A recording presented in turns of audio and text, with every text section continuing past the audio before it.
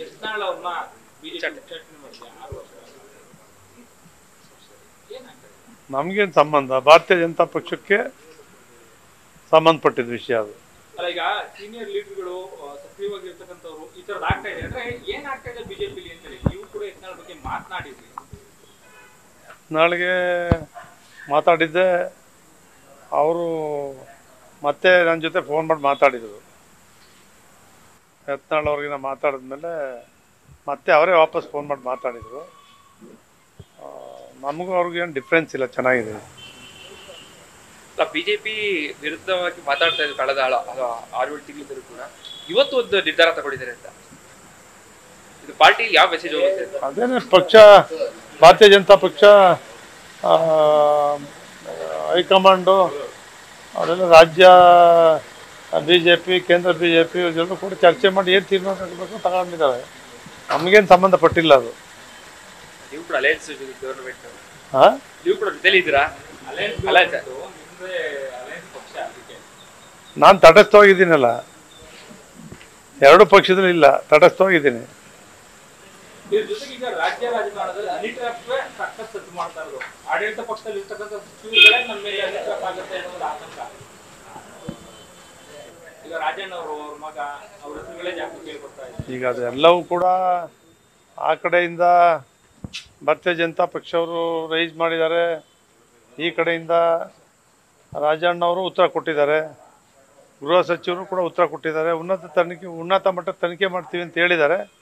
ತನಿಖೆ ಮಾಡಿ ವರದಿ ಬಂದ ಮೇಲೆ ಏನು ತೀರ್ಮಾನ ಅಂತ ಹೇಳ್ಬೇಕಾಯ್ತದೆ. ಸರ್ಕಾರನೇ ಅವ್ರದೇ ಪಕ್ಷದವ್ರ ಮೇಲೆ ಆರೋಪಗಳು ಕೇಳಿ ಬರ್ತಾವಲ್ಲ, ಏನ್ ನಡೀತಾ ಇದೆ ಹಂಗಾದ್ರೆ ಗೌರ್ಮೆಂಟ್ ಅಲ್ಲಿ ಅಂತ? ಗೌರ್ಮೆಂಟ್ಗೂ ಇದಕ್ಕೂ ಏನು ಸಂಬಂಧ? ಈಗ ರಾಜಣ್ಣವರು ಅದೇ ಗೌರ್ಮೆಂಟ್ ಅಲ್ಲಿ ಇರ್ತಕ್ಕಂಥವ್ರು, ನಮ್ಮದೇ ಪಕ್ಷದವರೇ ಮಾಡ್ತಾರಂತ ಅನುಮಾನಗಳಿದೆ ಅಂತ ಹೇಳ್ತಾರೆ. ಏನ್ ನಡೀತಾ ಇದೆ? ಅಧಿಕಾರಕ್ಕೆ ಏನಾದ್ರೂ ಈ ತರದ ಈ ಮಟ್ಟಕ್ಕೆ ಏನಾದ್ರು ಇಳಿಯುವಂತ? ಅದೆಲ್ಲ ತನಿಖೆ ವರದಿ ಬಂದ ಮೇಲೆನೆ ಮಾತಾಡ್ಬೇಕು ಅದ್ರ ಬಗ್ಗೆ.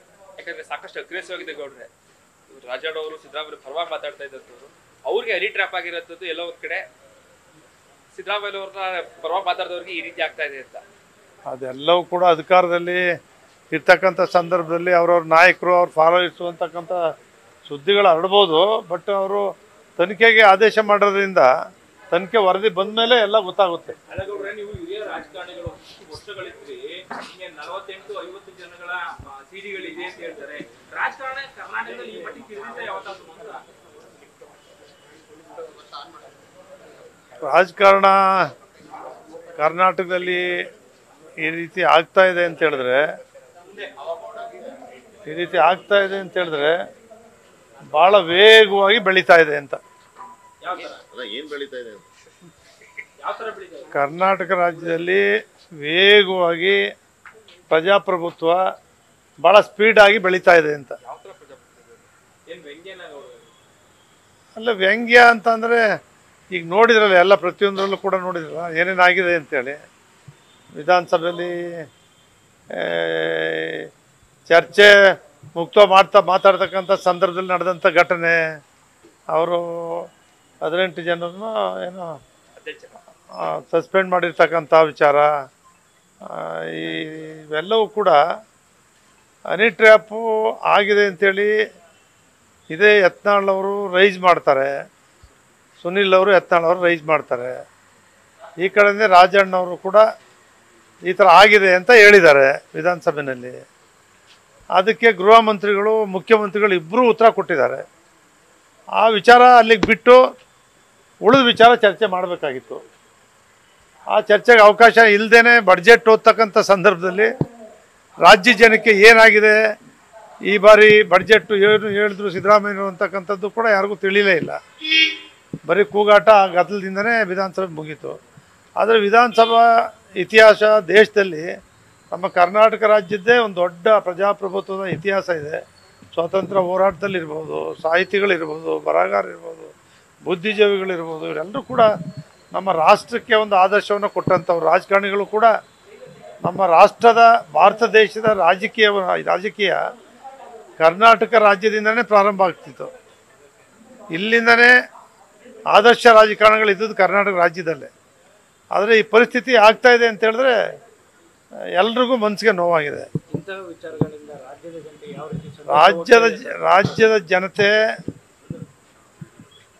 ಅಭಿವೃದ್ಧಿ ಬಗ್ಗೆ, ಸಮಸ್ಯೆಗಳ ಬಗ್ಗೆ ವಿಧಾನಸಭೆಯಲ್ಲಿ ಚರ್ಚೆ ಆಗಿದ್ರೆ ಜನರಿಗೆ ಸಮಾಧಾನ ಆಗ್ತಿತ್ತು, ಸಂತೋಷ ಆಗ್ತಿತ್ತು.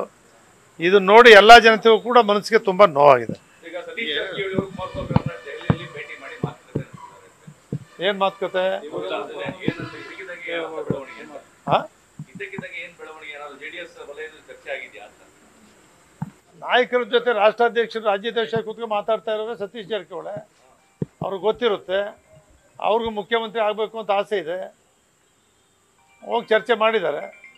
ಸಂದರ್ಭ ಬಂದರೆ ನೀವು 19 ಜನ 18 ಜನ ಇದ್ದೀರಿ, ಸಪೋರ್ಟ್ ಮಾಡಿ ಅಂತ ಕೇಳ್ಬೋದು, ಹೇಳಿರ್ಬೋದು, ಗೊತ್ತಿಲ್ಲ. ರಾಜಕಾರಣದಲ್ಲಿ ಏನ್ ಬೇಕಾದ್ರೂ ಆಗ್ಬೋದು. ರಾಜಕಾರಣದಲ್ಲಿ ಏನ್ ಬೇಕಾದ್ರೂ ಆಗ್ಬೋದು. ರಾಜಕಾರಣದಲ್ಲಿ ಜನಕ್ಕೆ ಕನ್ಫ್ಯೂಷನ್ನು.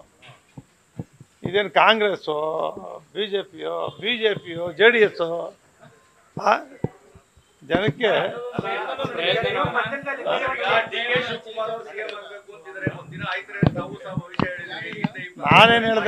ನಾನೇನು ಹೇಳಿದೆ ಸಿದ್ದರಾಮಯ್ಯನವರು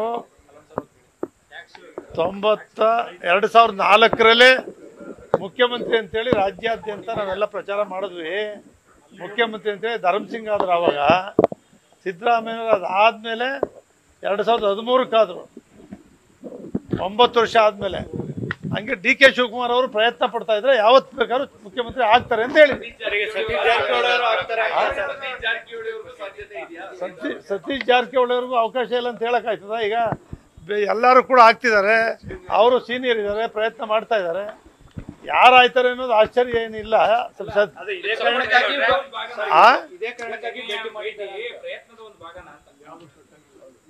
ನೂರಕ್ಕೆ 100 ಅವರು ಪೇಪರಲ್ಲಿ ನೋಡಿದ್ರೆ, ಟಿವಿಗಳಲ್ಲಿ ನೋಡಿದ್ರೆ, ಅವ್ರು ಹತ್ತಿರದಿಂದ ಕೂತು ಮಾತಾಡ್ತಾ ಇರೋದು ನೋಡಿದ್ರೆ, ಅವ್ರು ಇನ್ಯಾರೋ ಮಂತ್ರಿಗಳನ್ನ ಭೇಟಿ ಮಾಡಿಸ್ತಾ ಇದ್ದಾರೆ, ಕುಮಾರಸ್ವಾಮಿ ಅವರು ಕರ್ಕೊಂಡೋಗಿ ಅಂತೇಳಿ ಹೇಳ್ತಾ ಇರೋದು.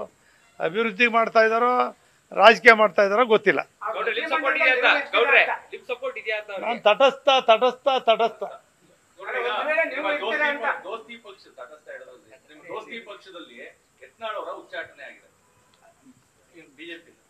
ಹೇಳಿದೆ, ಆಲ್ರೆಡಿ ಹೇಳಿದೆ.